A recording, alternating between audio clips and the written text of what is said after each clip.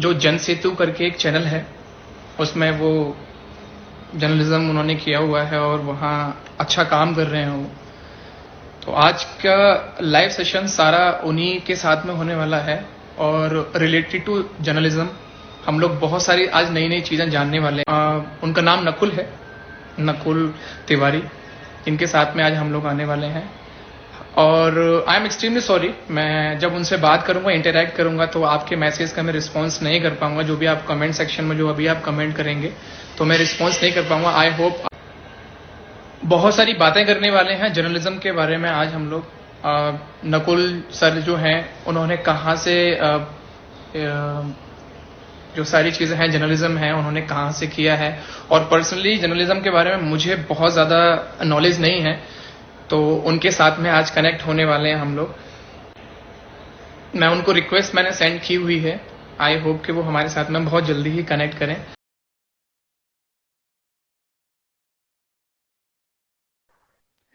हाय, बहुत टाइम लगा लिया ब्रो, फाइनली हम लोग कनेक्ट कर आई एम चुके सो हैं। Sorry. No no issue, no issue. आपको मेरी आवाज आ रही है? अच्छा, ओके।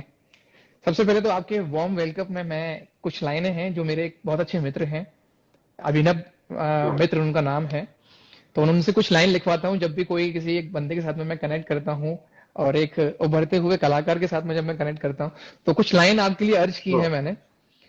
हालातों की भट्टी में तुम हालातों की भट्टी में तुम मुझे जब जब झोंकोगे, हालातों की भट्टी में तुम मुझे जब जब झोंकोगे, तब तब मैं सोना बनकर निकलूंगा, तुम मुझे कब तक रोकोगे। तो अरे कुछ वाह। इस तरीके से लाइन उन्होंने मुझे लिख थैंक यू के सो दी है। मच। और इट साउंड्स टू गुड। मैं आप सब लोगों को बताना चाहता हूँ बहुत प्राउडली, ये नकुल भाई हैं, ये मेरे बहुत पुराने, बहुत बचपन में हम लोगों की दोस्ती रही है और आज भी हमारी दोस्ती है। हमारा बहुत टाइम से बस फेसबुक के थ्रू कनेक्टेड थे, बहुत टाइम बाद में हम लोग मिले हैं। आज फाइनली मैंने उनको पकड़ा है कि नहीं, आज मुझे आपके साथ में सेशन करना है।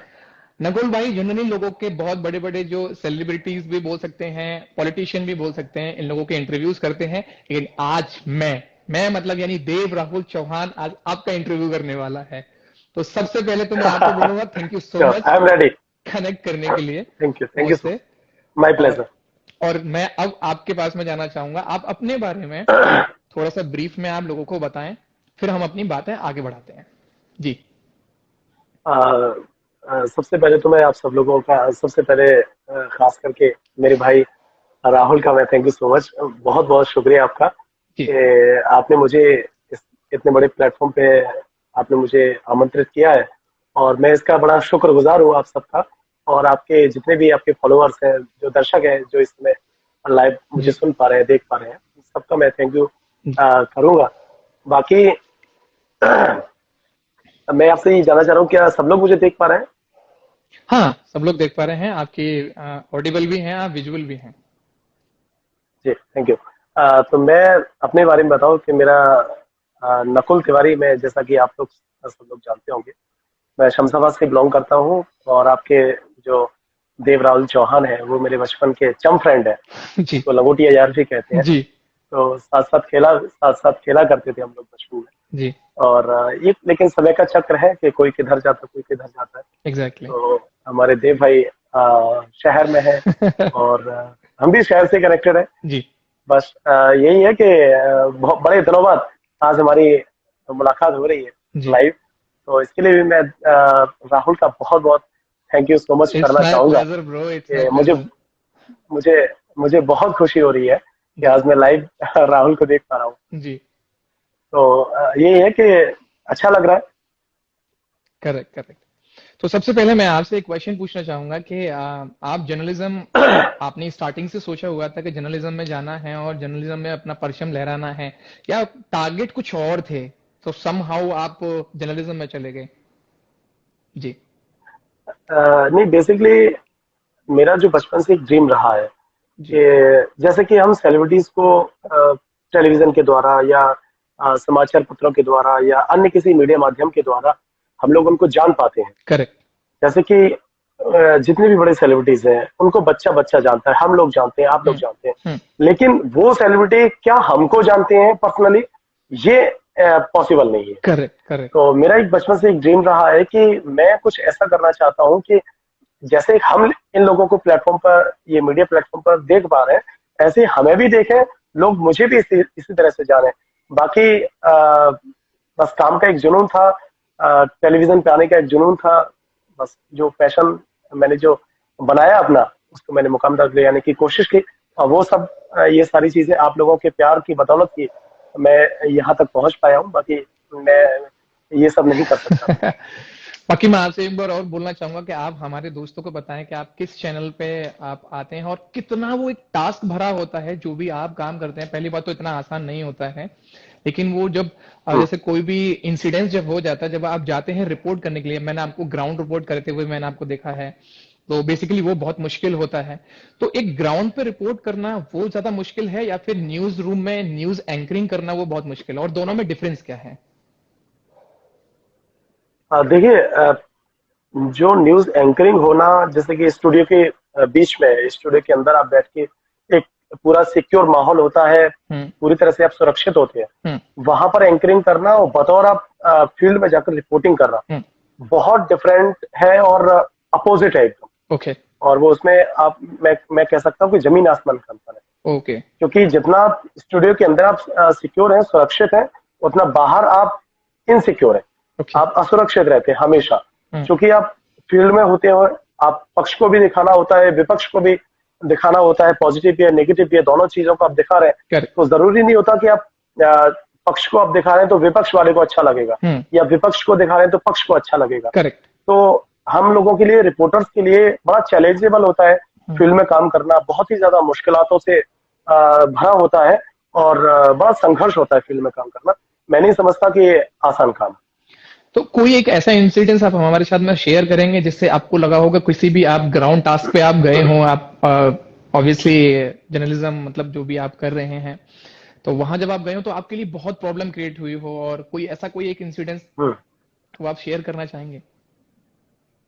हाँ बिल्कुल। देखो राहुल, मैं आपको बता दूं, सॉरी देव राहुल चौहान जी, मैं आपको बता दूं कि मेरे अंदर जो जर्नलिज्म में जाने का जो पैशन जो शुरू से रहा है, और मैं पढ़ाई के दौरान ही, मैं एक ऐसा एक इंसिडेंट हुआ हमारे साथ में कि इतना ज्यादा जुनून अंदर था कि हम लोगों को, शायद आपको याद होगा, सन 2013 के लास्ट जब ईयर का डाउन जब जा रहा था, सितंबर में, सितंबर 2013 में मुजफ्फरनगर में दंगे हुए। हाँ।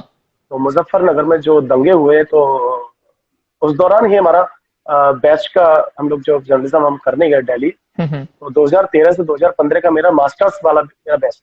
ओके। तो 2013 में, यानी कि अगस्त में हमने एडमिशन लिया और सितंबर में ये घटना हुई। तो 1 महीने का केवल अंतराल रहा। हमने जब एडमिशन लिया उसके 1 महीने बाद ही मुजफ्फरनगर में दंगे हुए। तो जुनून इस तरह से सवार था कि हम भी ग्राउंड पे जाके काम करें, बल्कि हमें नहीं पता था कि ग्राउंड पे कितना चैलेंज होगा, कैसे काम करेंगे, क्या कैसे रिपोर्ट करते हैं, हमें कुछ नहीं पता था। करेक्ट। बस एक जुनून था कि हमको फील्ड में जाना है, लोगों से बात करनी है, एक्चुअल जो सिचुएशन है वो हमें लोगों को बतानी है, जनता को बतानी है। तो हम लोग गए बिना किसी सोचे समझे, बस अपने कॉलेज की आईडी लेकर, अपना जो हमारा आइडेंटिटी कार्ड था कॉलेज का, उसी आईडी के केवल माध्यम से हम लोग उस दंगे को कवर करने गए। और यह है कि भगवान की कृपा से, आप लोगों के प्यार से हम उस दंगे में गए और हमने उस दंगे को कवर किया। तो ये मेरा सबसे पहला एक्सपीरियंस था, और एक इंसिडेंट भी कह सकते हैं अब। तो बड़ा अच्छा लगा, लेकिन एक खतरों से भरा भी था। तो मैं नहीं समझता कि ग्राउंड पे काम करना और न्यूज रूम में, स्टूडियो के अंदर काम करना, न्यूज रूम में काम करना बहुत ही सिमिलर है। सिमिलर नहीं कह सकते, बहुत अपोजिट है, और बहुत मुश्किल से भरा होता है। और इसी के साथ साथ, इसी कड़ी में मैं आपको बताऊं कि दूसरा मेरा जो इंसिडेंट हुआ वो 2015 के लास्ट में जाके दिल्ली में ही त्रिलोकपुरी में दंगे हुए। त्रिलोकपुरी एक इलाका है, वहां पर भी नवदुर्गा का समय चल रहा था, यही वाला मंथ था अभी जो हाल ही में जो नवदुर्गा निकल के गए। तो ये नवदुर्गे वाले दिनों में ही त्रिलोकपुरी में दंगे हुए। दंगों के बाद में वहां घरों को आग लगा दी गई, और केवल हम कॉलेज के स्टूडेंट थे। बस जुनून था कि फील्ड में काम करना है, रिपोर्टर कैसे काम करता है हमको देखना है।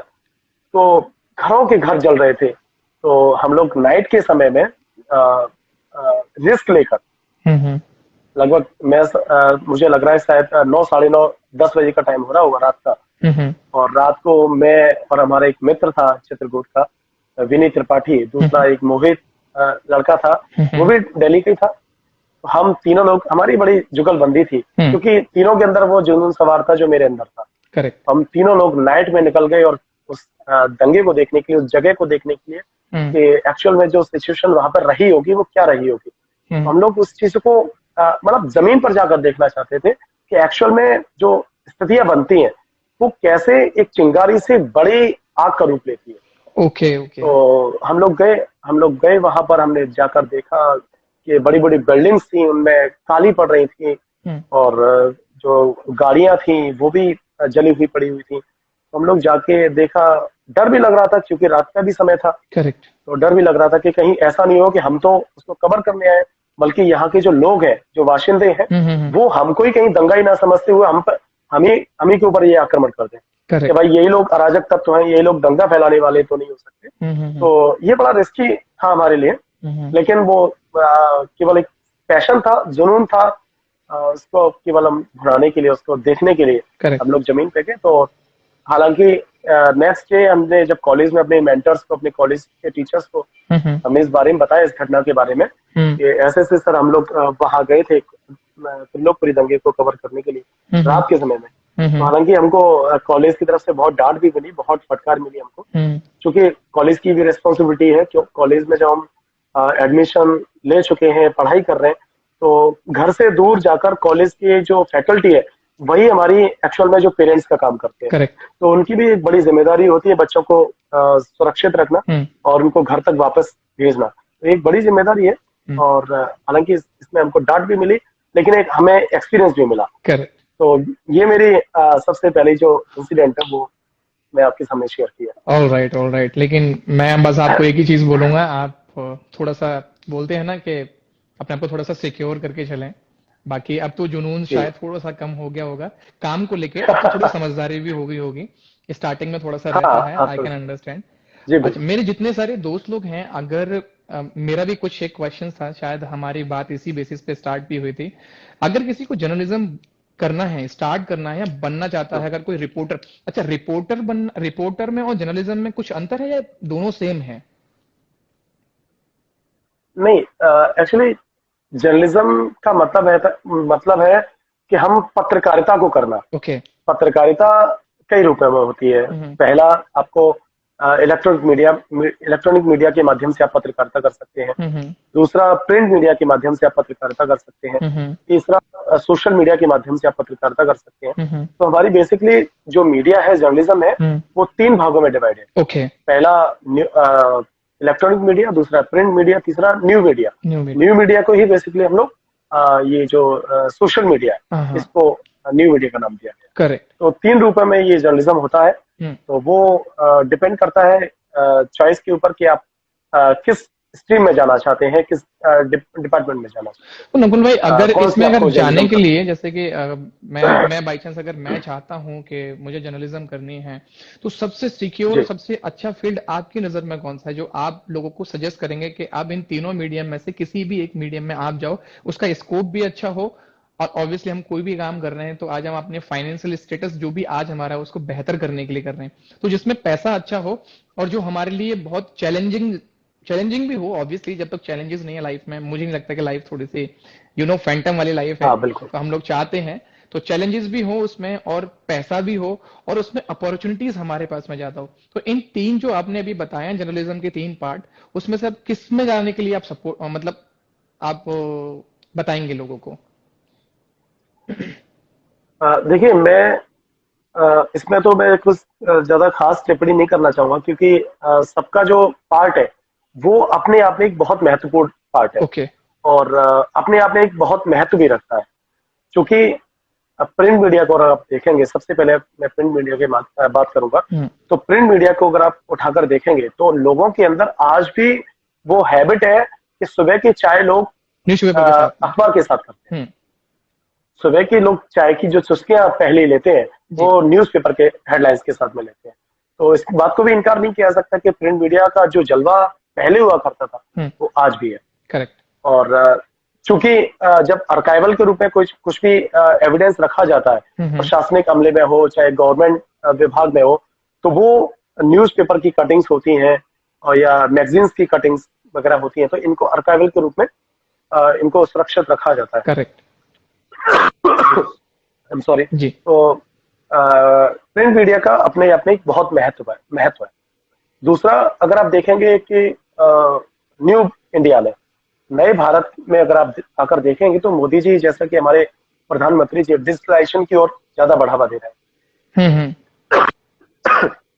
आई एम सॉरी, क्योंकि मुझे तकलीफ है, जुकाम खांसी कोई बात नहीं, मैं समझ सकता हूँ। हाँ जी। तो डिजिटलाइजेशन को देखते हुए आज का जो समय है वो इलेक्ट्रॉनिक मीडिया की तरफ ज्यादा रुझान लोगों का हुआ है। उसके कई सारे कारण हैं। पहला कि हम किसी भी खबर को या किसी भी रिपोर्टर को या किसी भी व्यक्ति को, चाहे वो पीड़ित हो या मुजरिम हो या पुलिस हो या सरकार हो, कोई भी हो, लोगों की एक जो परसेप्शन बन चुका है दिमागी तौर पर कि हम लोगों को विजुअल के रूप में हम लोग देखना ज्यादा पसंद करते हैं कि वीडियो के माध्यम से, उसको लाइव तस्वीर के माध्यम से हम लोग देखने में ज्यादा दिलचस्पी रखते हैं, मुझे ऐसा लगता है। बाकी लोगों की अलग अलग राय है। तो पहला तो ये इसका कारण है। दूसरा कारण ये भी है कि न्यूज़पेपर में जो न्यूज़ेस होती हैं वो एक दिन बाद खबरें आती हैं। हाँ। जैसे कि कोई भी घटना आज घटती है तो वो कल आएगी, तो उसका इंतजार लोगों को 24 घंटे तक करना होगा। करेक्ट। और वो अगली सुबह जाकर उस खबर को वो देख पाएंगे। तो एक लैक ऑफ टाइम जिसको हम कह सकते हैं कि लोगों के पास समय का भी एक बहुत बड़ा अभाव है। एक भाग दौड़ भरी जिंदगी में लोगों के पास समय भी नहीं है। तो लोग चीजों को तुरंत की तुरंत देखना भी चाहते हैं।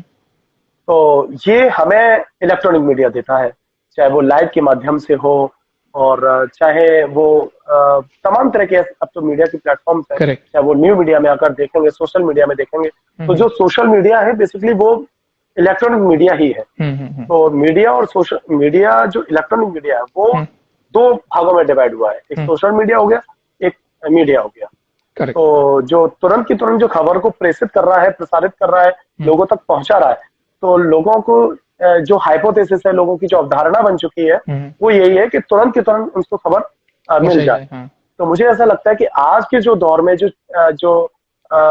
लोगों के पास जो अवसर है, चाहे वो फाइनेंशियली मजबूत होने के हो, चाहे आपको पब्लिसिटी पाने के हो, चाहे आप नेम फेम पाने के हो, कुछ भी आप कह सकते हैं, या जल्दी आप बहुत ही जल्दी लोगों के बीच में अपनी जगह बना पाए, तो मुझे लगता है कि वो इलेक्ट्रॉनिक मीडिया आपको दे सकता है। करेक्ट। तो आज के जो समय में हम देखेंगे तो हमें जो नए अवसर जो प्रदान करता है वो इलेक्ट्रॉनिक मीडिया और हमारा जो न्यू मीडिया हमारा दे सकता है। करेक्ट।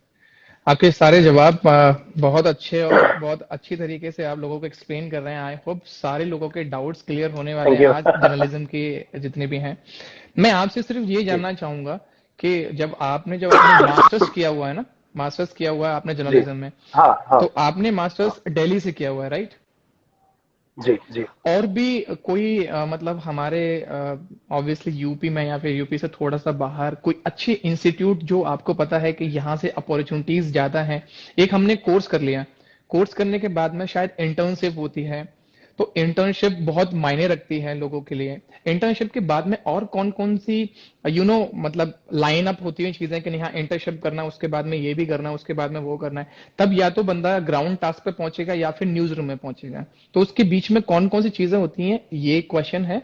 अगला, इससे पहले जो क्वेश्चन था कि और कौन कौन से इंस्टीट्यूट हैं जहां पे हम जितने भी व्यूअर हैं जो हम जर्नलिज्म करना चाहते हैं वो मास्टर्स करने के लिए पर्टिकुलर किस यूनिवर्सिटी से कनेक्ट करें, या किस, मतलब दो चीजें होती हैं। तो एक तो शायद कोर्स होता है, एक डिप्लोमा क्या कहते हैं, डिग्री होती है। डिप्लोमा। हाँ, तो डिग्री भी होती है, डिप्लोमा भी होती है। तो कौन सा करना हमारे लिए बहुत उचित रहेगा?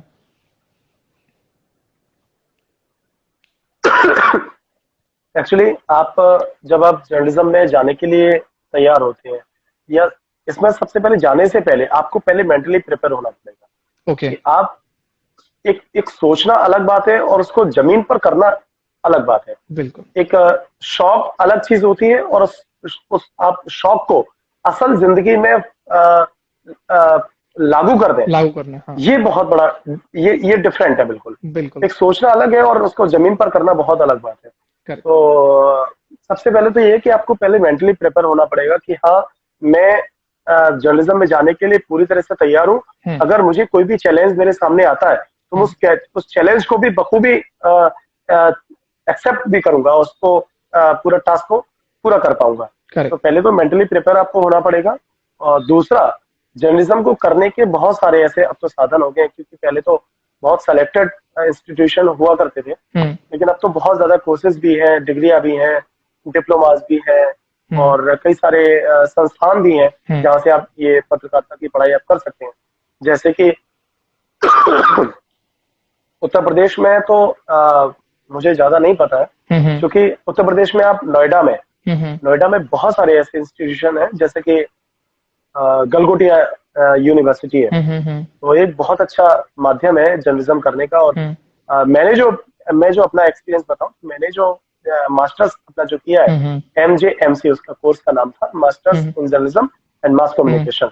तो MJMC को हमने गलगोटिया से किया है, और वो जो आपके ग्रेटर नोएडा में स्थित है। तो बेसिकली जो मेरा कॉलेज था वो JIMMC के नाम से, Jagran institute of management and mass communication, वो नोएडा सेक्टर 6 में पड़ता है, ये भी उत्तर प्रदेश में ही है।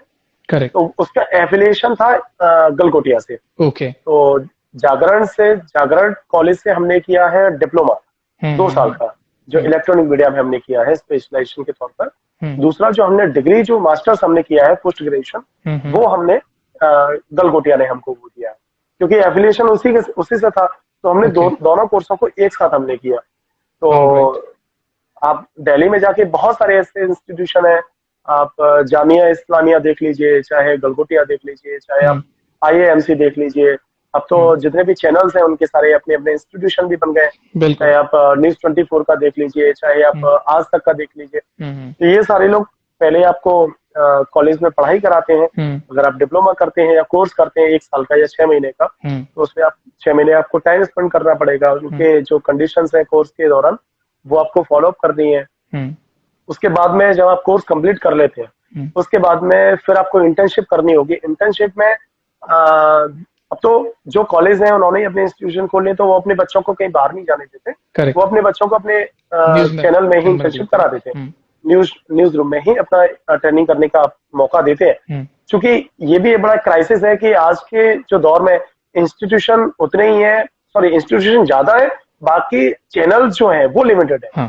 तो बच्चा जब निकलता है पढ़ाई के बाद में, तो बच्चों की संख्या ज्यादा है, बल्कि जो काम करने का जो जगह है, ट्रेनिंग करने की जो जगह है, वो उतनी ही सीमित है, वो ज्यादा नहीं है। तो बच्चों के लिए बड़ा मुश्किल भी होता था पहले, क्योंकि चैनल्स उतने ही हैं, बच्चे हर साल नए तैयार हो रहे हैं, तो उनके लिए इंटर्नशिप करना भी बड़ा चैलेंज होता था उनके लिए। लेकिन अब चैनलों की तरफ से ये भी बहुत अच्छा एक बच्चों के लिए राहत भरी बात भी है कि जितने भी चैनल्स हैं ज्यादातर सबने अपना इंस्टीट्यूशन खोल लिए हैं। तो इंस्टीट्यूशन खोलने से एक सुविधा ये भी है कि पढ़ाई करने के बाद में तुरंत वो बच्चा अपने उसी इंस्टीट्यूशन में ट्रेनिंग कर लेता है, चाहे वो 6 महीने की ट्रेनिंग करे या 3 महीने की ट्रेनिंग करे। और इंटर्नशिप करने के बाद में फिर आप कितने कैपेबल हैं उस जॉब को करने के लिए, जिस स्ट्रीम में, जिस डिपार्टमेंट में, जिस आप डेस्क पर आप काम कर रहे हैं, तो उसमें आप कितने अव्वल हैं, कितने आप इंटेलिजेंट है, तो उसके आधार पर आपको जॉब मिलती है। तो मैं नहीं समझता कि आपको ज्यादा जर्नलिज्म करने के लिए कई जगह भटकना पड़ेगा, क्योंकि तो तमाम तरह के साधन है करने के लिए। आप आगरा यूनिवर्सिटी में भी आप कर सकते हैं, डिस्टेंस एजुकेशन भी आप कर सकते हैं, इग्नू से आप कर सकते हैं, तमाम तरह के अब तो साधन है। तो मैं नहीं समझता कि अब ज्यादा कुछ क्राइसिस है जर्नलिज्म को करने की, क्योंकि अब सोशल मीडिया का जमाना है, तो नॉलेज भी मैं नहीं समझता कि अब लोगों को नहीं है। तो नॉलेज हर आदमी की पॉकेट में है, कभी भी गूगल करे तो हर चीज लोगों को मिल जाती है। तो जब हम लोग करने गए नोएडा, तो हमें तो पता भी नहीं था कि जर्नलिज्म कहाँ से करते हैं, कैसे करते हैं, क्या करते हैं। बिल्कुल। तो जब मैं छोटा था, तो जब हम लोग न्यूज देखते थे, तो मैं पापा जी से अपने से पूछा करता था कि पापा जी, ये जो चैनल्स में रिपोर्टर है या जो समाचार पढ़ने वाले न्यूज रीडर हैं, ये कैसे बनते हैं, कहाँ से करते हैं।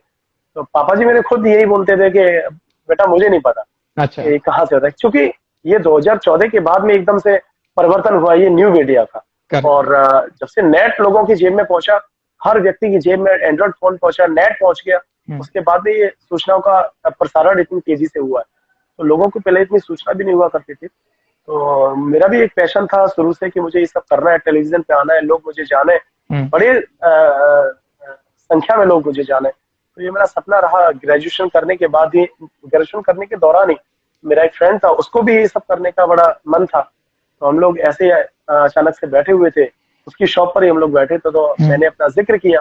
यार उसका भी इत्तेफाक से उसका भी नाम राहुल था। तो ये बड़ी खुशी की बात है कि आज भी मेरे सामने राहुल है। जी जी जी। इत्तेफाक से उसका भी नाम राहुल था। ओके। तो हम लोग आपस में बैठे थे और ऐसी चर्चा कर रहे थे कि राहुल यार मुझे ये सब करना है, मेरा बड़ा मन है। तो उसके मामा जी जो थे वो प्रिंट मीडिया में एक सीनियर जर्नलिस्ट थे। ओके। तो उसने कहा कि अरे नकुल यार ये सब करने का मन है, मेरा भी बड़ा मन है करने का। तो फिर तो बात ही बढ़िया है कि जरा बात करो कैसे कहाँ हमें जाना है, कैसे एडमिशन लेना है, Correct. कौन हमको इस यहाँ तक पहुंचा सकता है। तो उसने अपने मामा जी वगैरह से बात की, उन्होंने हमें रास्ते बताए कि आप ऐसे जाइए, ऐसे आइए, ऐसे ये प्रोसेस है इसको करने के लिए। तो आपको पहले एंट्रेंस देना पड़ता है, एंट्रेंस के बाद में फिर आपकी कई 2-3 राउंड आपके इंटरव्यूज होते हैं, आपका आईक्यू चेक किया जाता है कि आप उसके लिए कितना मेंटली प्रिपेयर्ड है। तो उसके बाद में फिर आपको दाखिला मिलता है, और दाखिला मिलने के बाद में आपकी पढ़ाई होती है। पढ़ाई के बाद में जब इंटर्नशिप करते हैं, इंटर्नशिप के बाद में फिर आप तमाम तरह के संस्थान हैं जहाँ पर आप जॉब कर सकते हैं और एक अच्छे रिपोर्टर या एंकर बन सकते हैं। सीरियसली आपने जो तो हमारी जो यात्रा है वो यहाँ से शुरू होती है। नहीं बिल्कुल, आपके जो भी आपने बातें बताई हैं, और हमेशा हर एक इंसान जो मैं जिस फील्ड में अभी जा रहा हूँ वो शायद आपको पता है जी। लेकिन मैं ज्यादा लोगों को डिस्क्लोज नहीं करता, मैं हर लाइव में ये बोलता हूँ। लेकिन हम लोग जो हमसे जो ऊपर हैं, जो बेस्ट हैं, हम उनकी जो जर्नी जो रही है हम उसके बारे में सुनते हैं, हम उनको देखते हैं, वो अपनी जब जर्नी के बारे में बताते हैं तो उस जर्नी से हम लोग बहुत प्रेरित होते हैं, उससे हम बहुत मोटिवेट होते हैं कि हाँ इनकी जर्नी में भी ये सारे हर्डल्स आए हैं तो हमारी जर्नी में भी आ सकते हैं। और वही आपने हम लोगों को शेयर किया है, दैट इज रियली इंपॉर्टेंट।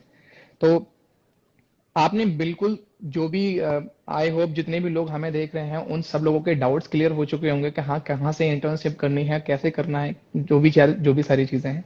एक लास्ट क्वेश्चन है, लेकिन क्वेश्चन पूछने से पहले मैं आपको सॉरी बोलना चाहूंगा क्योंकि थोड़ा सा अटपटा क्वेश्चन है, लेकिन जनरली पूछिए आप। नहीं, हाँ जनरली आपको सारे अधिकार है, क्योंकि आप मेरे बचपन के मित्र भी हैं, तो मित्र को पूरा अधिकार होता है अपने मित्र से कुछ भी पूछने का। नहीं बिल्कुल, बहुत बहुत धन्यवाद इस चीज के लिए। जनरली लोग बाग मीडिया को बहुत गलत तरीके से डिक्टेट करते हैं, गलत बताते हैं कि ये मीडिया बिक गई है, या मीडिया को किसी पॉलिटिकल पार्टी ने हायर कर लिया है या उसको खरीद लिया है। ये मेरा क्वेश्चन जनरली आपको है कि पहली बात तो ऐसा कुछ होता है क्या? दूसरी बात यह है कि जब भी कोई भी न्यूज को दिखाया जाता है, मुझे कभी कभी ऐसा लगा, या मेरे सामने भी जो लोग, मतलब मेरे जो दोस्त लोग हैं, जब भी हम लोग न्यूज देखते हैं तो वो लोग बोलते हैं कि छोटी सी चीज को ना बहुत बड़ा और ह्यूज करके दिखाते हैं। तो इसमें कितनी सच्चाई है और कहां तक सच्चाई है? देखिए, पहला सवाल आपका ये है कि कभी कभी कोई भी रिपोर्टर या एंकर या कोई भी न्यूज चैनल जी कभी कभी बायस्ड लगता है कि ये किसी पार्टी विशेष के लिए या व्यक्ति विशेष के लिए काम कर रहा है। करेक्ट। तो एक झुकाव लगता है कि दर्शकों को कि कहीं ये व्यक्ति विशेष की बात कर रहा है या पार्टी विशेष की बात कर रहा है। एग्जैक्टली। तो मैं नहीं समझता, ये लोगों का अपना अपना नजरिया होता है, क्योंकि मीडिया भारत का जो मीडिया है वो लोकतंत्र का चौथा स्तंभ है। हमारे लोकतंत्र को बनाने के लिए 4 जो पिलर्स हैं लोकतंत्र के, वो चौथा पिलर मीडिया का है। और मीडिया का इस लोकतंत्र को बनाने में बहुत महत्वपूर्ण योगदान भी है। जिस दिन मीडिया बाइज्ड हो गया, जिस दिन मीडिया किसी व्यक्ति विशेष या पार्टी विशेष की बात करने लगा, आप समझ जाइए उसी दिन से लोकतंत्र खत्म होना शुरू हो गया। तो पहली बात तो ये है कि मीडिया कभी बाइज्ड नहीं हो सकता। मीडिया जो दिखता है वही दिखाता है। और चूंकि दर्शक उसमें पक्ष के भी होते हैं, विपक्ष के भी होते हैं, एक न्यूट्रल भी होते हैं। करेक्ट। तो अब दर्शकों का तो वो अपना अपना नजरिया है। जो पक्ष का होगा, जो किसी का फेवर करता होगा, उसको केवल फेवर की न्यूज चाहिए, जो विपक्ष का होगा उसको केवल पक्ष के विरुद्ध ही खबर चाहिए, या जो न्यूट्रल होगा, न्यूट्रल को दोनों की खबरें चाहिए, चाहे वो पक्ष की हो या विपक्ष की हो, उस पर कोई फर्क नहीं पड़ेगा।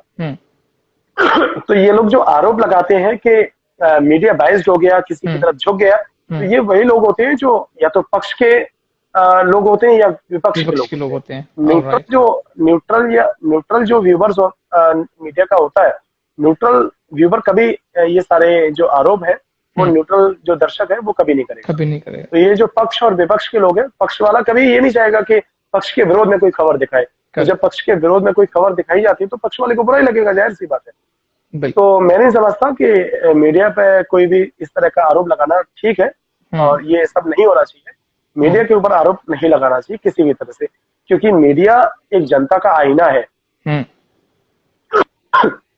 मीडिया जनता का आईना होता है, और जनता की आवाज को सरकार तक पहुंचाना ये मीडिया का काम है, और सरकार की आवाज को जनता तक पहुंचाना ये भी मीडिया का काम है। तो मीडिया एक तरह से एक मीडिएटर का काम करता है। एक तरह से कह सकते हैं कि जब जनता कुछ कहेगी तो मीडिया से कहेगी, सरकार कुछ भी कहेगी तो वो मीडिया से कहेगी। तो मीडिया ही सरकार की आवाज को जनता तक पहुंचाएगा, और जनता की आवाज को मीडिया ही सरकार तक पहुंचाएगा। आपने बिल्कुल सही बातों को आपने हम लोगों के सामने रखा हुआ है, और मैं आपके साथ में मैं प्राउडली मैं लोगों को मैं एक ही चीज बोलूंगा कि जनरली लोगों के बहकावे में ना आए, और जो चीज ऑब्वियसली जो है उसको बिल्कुल उसी तरीके से एक्सेप्ट करने की जरूरत है। कहीं सुनी चीजों पे हम लोग जनरली यकीन कर लेते हैं कि मीडिया ऐसी है, मीडिया बिक गई है, मीडिया अपना काम कर रही है, और ऑब्वियसली उन्हीं के थ्रू हम लोग को पूरे वर्ल्ड वाइड चीजों को हम जानते हैं कि किस वर्ल्ड में किस कोने में क्या हो रहा है। अगर मीडिया अगर अच्छे से अपना काम नहीं करेगी, क्योंकि वो भी एक बहुत बड़ी रिस्पॉन्सिबिलिटी होती है। और जैसे कि आपने एक बहुत अच्छा पॉइंट रखा कि चाहे वो पॉलिटिकल पार्टी हो या समाज में कुछ भी हो रहा हो, हम तक अगर कोई भी चीज अगर पहुंच रही है तो वो आप लोगों के थ्रू पहुंच रही है। तो सबसे पहले हेड्स ऑफ कि मेरा एक बहुत अच्छा चाइल्डहुड मेरा फ्रेंड है जो इतना अच्छा काम कर रहा है। ये भी एक्चुअली बहुत अच्छा काम है कि अगर कोई भी समाज में कोई पीड़ित है या फिर कोई भी परेशान अगर है, तो आप अगर वहां पहुंचेंगे, अगर इसकी रिपोर्टिंग करेंगे, तो वो चीज कहीं ना कहीं सरकार तक पहुंचेगी और उसके लिए हेल्प हो जाएगी वहां से। तो दिल से बहुत बहुत बहुत शुक्रिया आपके लिए कि आप इतना अच्छा काम कर रहे हैं। ये भी एक तरीके से लोगों की हेल्प ही है। ये भी एक तरीके से हेल्प ही है। जी जी जी बिल्कुल। हेलो, हाँ जी, आवाज आ रही है आपको मेरी? ये कौन? जी हेलो, आई थिंक कोई नेटवर्क इश्यू है। आपको आवाज आ रही है मेरी? अब आ गई जी, आ रही है। मैं एक छोटी सी बात बोलना चाह रहा था कि मीडिया पर आरोप लगाना बहुत आसान काम है। करेक्ट।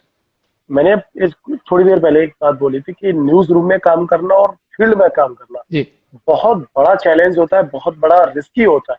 जी आप खबर दिखा रहे हैं, आपने अभी देखा लखीमपुर खीरी में क्या हुआ। जी लखीमपुर खीरी में किसान अपनी आवाज को उठा रहे थे, सरकार के जो प्रतिनिधि हैं जी वो अपनी रैली करने आए, लेकिन पीछे से कोई गाड़ी वाला आया और रौंदते हुए उनको निकल गया, जिसमें एक मीडिया वाले की भी जान चली गई, पत्रकार की भी जान गई। तो पत्रकार किसके लिए काम कर रहा था?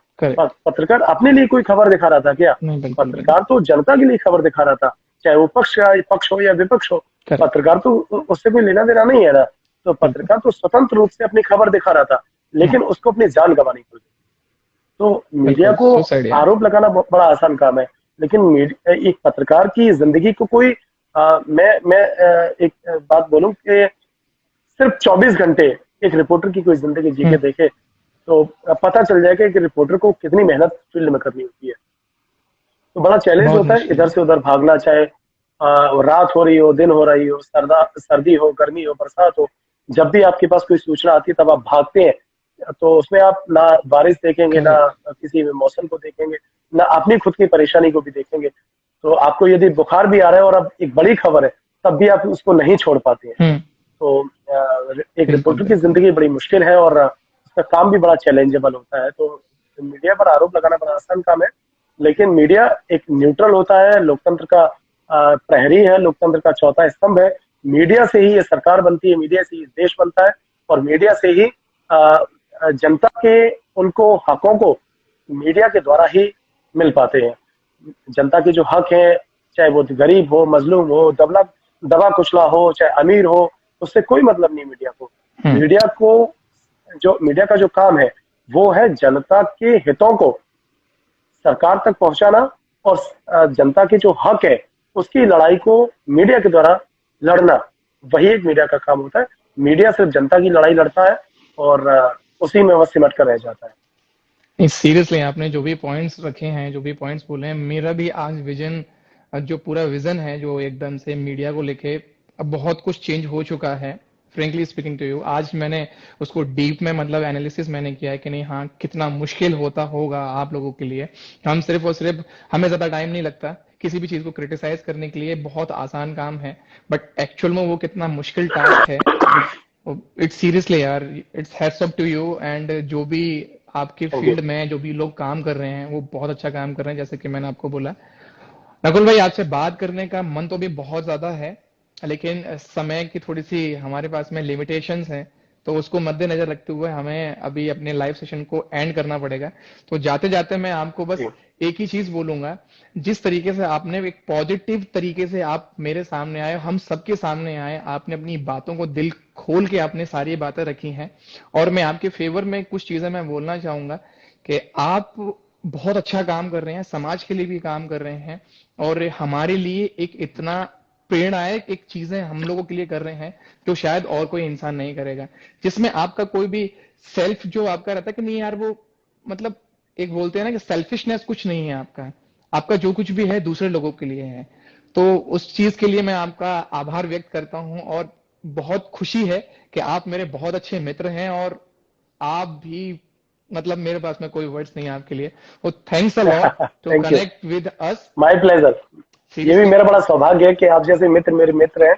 जी, आप की वजह से ही आज हम लोग यहाँ पर हैं। नहीं, आप लोगों का प्यार नहीं होता तो हम यहाँ भी नहीं होते, तो आप लोगों की बदौलत ही हम लोग यहाँ पर हैं। बिल्कुल और बिल्कुल बिल्कुल, मैं समझता हूँ कि आप लोग हैं तो ही हम, वरना हम कुछ भी 100%, 100%।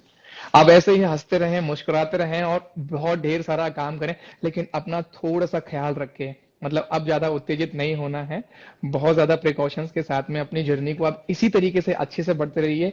आशा करता हूं कि आपको एक अभी जो आपने चैनल जो है जन सेतु करके आपका चैनल है, मैं चाहूंगा कि एक अच्छे, एक और बड़े, मतलब एक सीढ़ी आप और ऊपर चढ़े, और एक अच्छे चैनल के साथ में आप काम करें। बहुत जल्दी मैं आपके साथ में दोबारा लाइव सेशन करूंगा। डिपेंड करता है कि ये हमारी वीडियोस कितनी वायरल होती है, कितने लोग उसको प्यार देते हैं। और टिल देन आप खुश रहें, स्वस्थ रहें, और मम्मी डैडी को मेरा नमस्कार जरूर बोलना। आप भी और आप भी मेरी तरफ से आप लोगों के बहुत बहुत शुक्रिया, और बहुत बहुत मैं शुभकामनाएं आपके जीवन के लिए करता हूँ। आपके उज्जवल भविष्य के लिए मैं जी ईश्वर से प्रार्थना करता हूँ कि आपका भविष्य उज्जवल हो, जी और आप भी बहुत नेक कार्य करें, जनता के लिए काम करें जी, और इस समाज के लिए काम करें। क्योंकि जब हम अपने लिए तो दुनिया जीती है, जब हम लोगों के लिए जीते हैं ना, करेक्ट, तो आप, मैं पता नहीं सकता, I have no word to express कि मैं उन शब्दों को मैं बयान करूं आप सब लोगों के सामने, कि जब आप लोगों के लिए जीते हैं, जनता के लिए जीते हैं, गरीबों के लिए जीते हैं, करेक्ट, तो दिल से जो खुशी मिलती है। संतुष्टि मिलती है, जो खुशी मिलती है, वो मैंने समझता कहीं से नहीं। एग्जैक्टली, तो 100% लोगों करेक्ट। की दुआएं बहुत मिलती है। बिल्कुल बिल्कुल बिल्कुल। तो फिर मिलते हैं, मैं ओके, आपको थैंक बताऊंगा नेक्स्ट टाइम कब मुलाकात करते हैं। Till then take care and goodbye. You. आप कट कर